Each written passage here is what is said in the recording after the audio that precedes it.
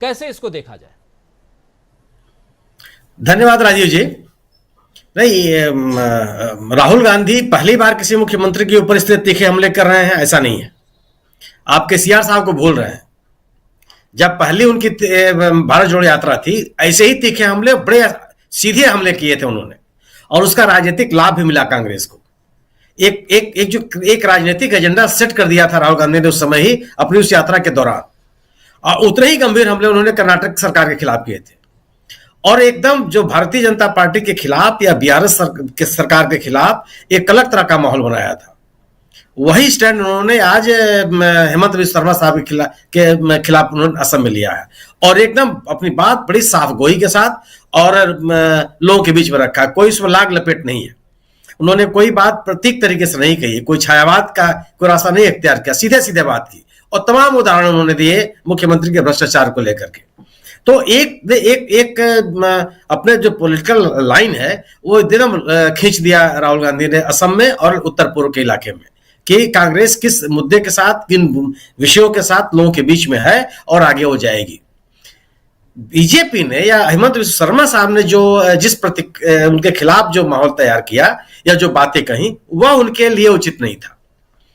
अगर आप अपने विरोधी के साथ इस तरह का व्यवहार करेंगे तो लोग आपके साथ खड़े नहीं होंगे, आपको जन समर्थन नहीं मिलेगा। आपके साथ, आपका समर्थक आपके साथ भले खड़ा रहे, लेकिन जिसको कहते हैं आम आदमी, वो आपके साथ नहीं खड़ा होगा। क्योंकि हर व्यक्ति ये चाहता है कि लोकतंत्र में असहमति को स्थान मिले, विपक्ष को स्थान मिले, विपक्ष की बात को कहने का मौका दिया जाना चाहिए।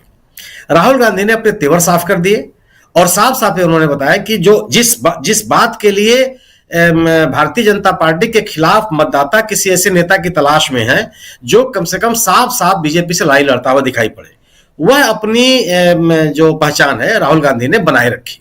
यह उनकी राजनीति की उपलब्धि है। वह ऐसे किसी नेता को बीजेपी के खिलाफ स्वीकार करने के लिए तैयार नहीं है। आम व्यक्ति जो बीजेपी के शिकायत की आलोचना तो करता है लेकिन लड़ता हुआ नहीं दिखता, वो किसी ऐसे राजनीतिक दल, ऐसे राजनीतिक संगठन, ऐसे राजनीतिक नेता को आम आदमी स्वीकार करने के लिए तैयार नहीं है। और इसीलिए आप देखिए हाल के दिनों में, पिछले कई महीनों में, पिछले साल में जो चुनाव हुए हैं, और ऐसे राजनीतिक दल जो बीजेपी के पास भी नहीं है और बीजेपी से दूर भी नहीं है, उन ऐसे राजनीतिक दलों को जनता ने स्वीकार नहीं किया। विभिन्न राज्यों में यह तस्वीर साफ हुई।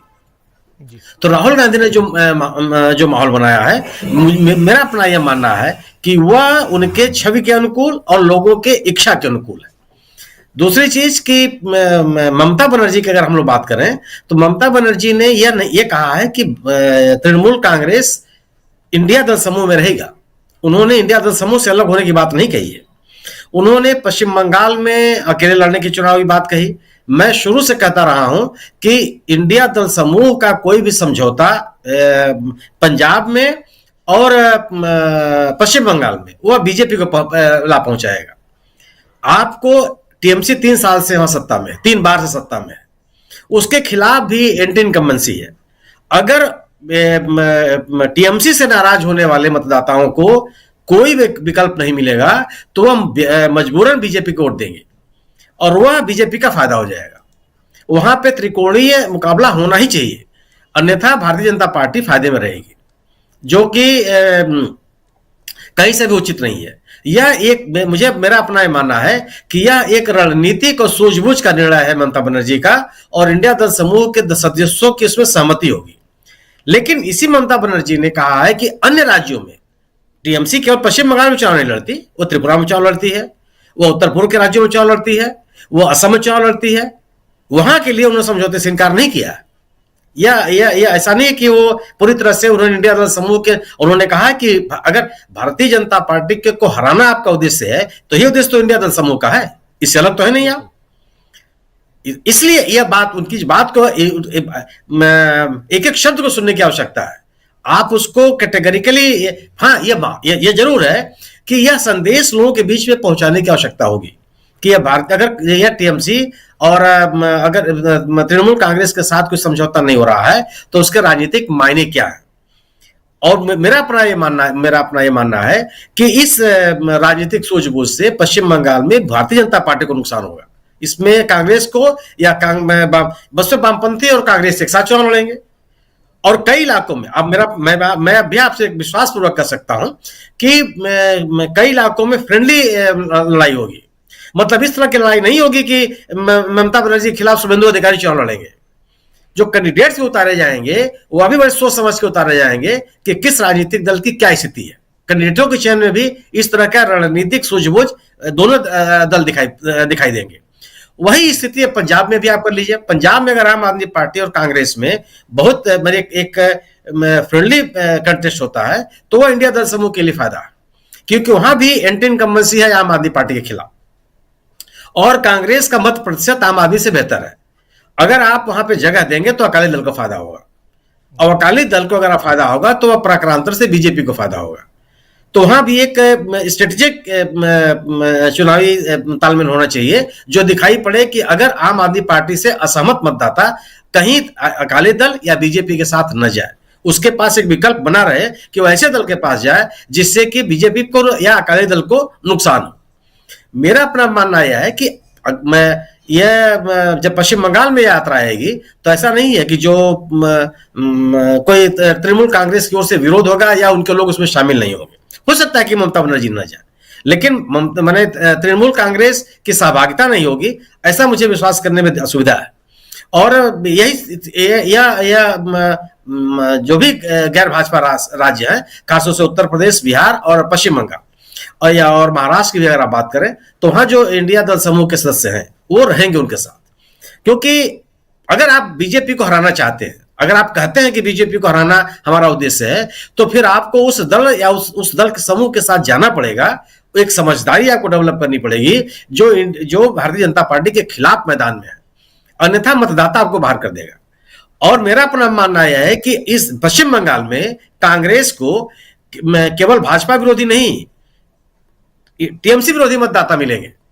और यह संकेत अगर आप मुर्शिदाबाद के उपचुनाव को अगर आप ध्यान में रखें, जहां भारतीय जनता पार्टी और टीएमसी दोनों को नकार करके मतदाताओं ने कांग्रेस को जिताया और भारी बहुमत से जिताया।